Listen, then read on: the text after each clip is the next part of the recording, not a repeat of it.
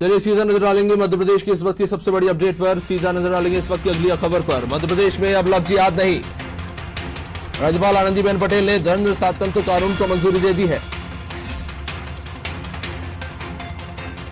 आनंद TV ने इसको प्रमुखता से दिखाया था। इसके बाद अभी भी जानकारी मिली है कि राज्यपाल आनंदीबेन पटेल ने धर्म स्वातंत्र कानून को मंजूरी दे दी है। धर्म स्वातंत्र कानून को आनंदीबेन पटेल ने मंजूरी दी है। और बता दें कि हमारे चैनल ने इससे जुड़ी खबरों को प्रमुखता से दिखाया था। इसके बाद अभी भी जानकारी मिली है कि धर्म स्वातंत्र कानून जिसको लेकर सरकार लगातार काम कर रही थी, उसको मंजूरी मिल गई है।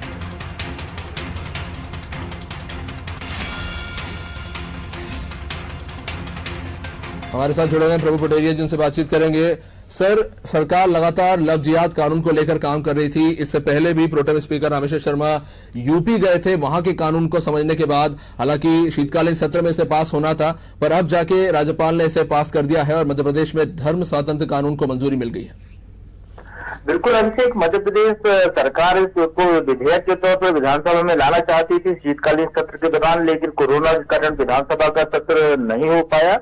इस वजह से 29 दिसंबर को शिवराज सिंह चौहान कैबिनेट में इसको अध्यादेश के तौर पर राज्यपाल को भेजा गया था, कैबिनेट ने मंजूरी देकर। और राज्यपाल के पास ये उसी मुख्यमंत्री ने उम्मीद जताई थी कि उसी दिन ये कानून पर राज्यपाल के हस्ताक्षर हो जाएंगे, वो कानून प्रदेश में लागू हो जाएगा।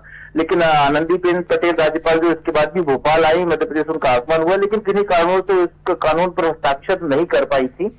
और आज जब अनादि टीवी ने सुबह से इस खबर पर को चलाया और ये बताया कि मुख्यमंत्री के कहने के बाद भी अभी तक ये कानून लागू नहीं हुआ है, क्योंकि राज्यपाल ने अभी तक इस अध्यादेश पर हस्ताक्षर नहीं किए हैं, उसको मंजूरी नहीं दी है।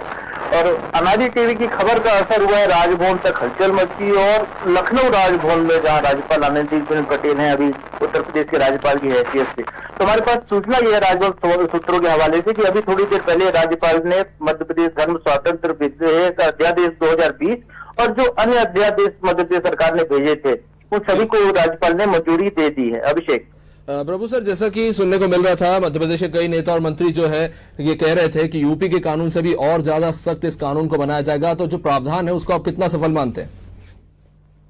बिल्कुल अभिषेक, ये यूपी से ज्यादा सख्त कानून है। यूपी में अधिकतम सजा 5 साल की रखी गई है, मध्य प्रदेश के कानून में अधिकतम सजा 10 साल तक का प्रावधान किया गया है। 50,000 रुपए तक का जुर्माने का प्रावधान किया गया है। और धर्म परिवर्तन के लिए 2 महीने पहले कलेक्टर के पास आवेदन देने का प्रावधान किया गया है। यूपी के कानून में वो प्रावधान 1 महीने का है। 60 दिन पहले यदि कोई व्यक्ति धर्म परिवर्तन करना चाहता है तो उसको 60 दिन पहले कलेक्टर के पास आवेदन देना होगा। उसके परिवार की सहमति लगेगी, यदि खासकर महिला के मामले में है तो शादी संबंधी यदि किसी महिला का धर्म परिवर्तन होता है तो उसके बाद फिर उसको धर्म परिवर्तन की इजाजत दी जाएगी। और एक बड़ा इस कानून में एक नया चीज यदि शामिल किया गया जिसको हम कहें, वो ये है कि कोई भी व्यक्ति अपने जो मूल धर्म में कभी भी वापस लौट सकता है, उस पर ये कानून लागू नहीं होगा। उसको कोई सजा का प्रावधान जो इसमें किए गए वो उस पर एप्लीकेबल नहीं रहेंगे। एक नई चीज का और प्रावधान मध्य प्रदेश सरकार ने किया है इस अध्यादेश में, वो ये है कि यदि कोई महिला यदि धर्म परिवर्तन करके विवाह कर लेती है और बाद में उसका विवाह विच्छेद हो जाता है, तो उसको पति की संपत्ति में उसका अधिकार रहेगा। उसकी जो संतानें होंगी उनको भी माता पिता की संपत्ति का अधिकार मिलेगा, और चाहे भले ही वो अपने मूल धर्म में वापस क्यों ना आ जाए। तो ये एक कुछ बड़े प्रावधान किए गए हैं जो खासकर नारी सुरक्षा से जुड़े हुए हैं, महिलाओं के हितों से जुड़े हुए कारण इसमें प्रावधान किए गए। इसलिए इस कानून को हम देखें तो उत्तर प्रदेश या उत्तराखंड के कानून से ज्यादा सख्त और ज्यादा जनहितैषी कानून जो मध्य प्रदेश की शिवराज सिंह चौहान सरकार ने बनाया है।